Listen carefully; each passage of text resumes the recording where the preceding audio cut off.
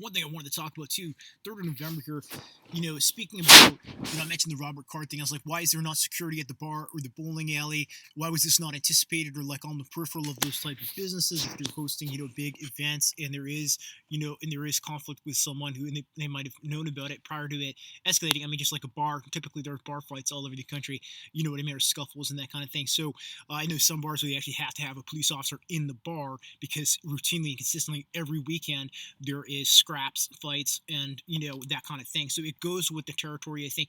But with that said, expanding upon that, like I was talking about, international type, terrorist things, not just domestic. When I mentioned the Robert Carr situation, they were noticing me, and we were referring to Israel and Palestine, and Hamas's infiltration and attack that happened on October 7th, which obviously was very big in the news, and the graphic, terroristic, war crime type atrocities that were perpetuated, at scale against the Israelis. And obviously, one of the big questions that was floated, a few things I saw on the internet is, I don't know because I haven't done the research and I'm not the expert on this, area or what happened. So, I'm putting this question out, but just why is IDF, the Israel Defense Forces, not have an extremely bulletproof security along their border? And, they are the most militarized nation internationally, or one of them.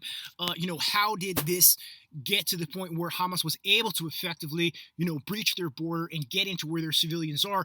People were saying, I know, it was like Mike Moshlak, who works with Logan Paul, was saying online, how did the CIA, how did the intelligence type communities not know? Did they purposefully let, some people said this, and I'm not going to go down that pathway myself because I don't have the evidence of it. Did they purposefully let Hamas in there to justify their own retaliation type war against Palestine in the Gaza region there, in the Middle East? Now, I don't know that, but these are the things that were talked about openly. A lot of people were saying it on the internet, but so my big question though is, to the community and everyone else, with that extreme level of competence and militarized, in terms of the state of Israel, how did Hamas get how was Hamas able to get to their civilians without having to go through Israel's military? That's the question on October 7th that I'm asking.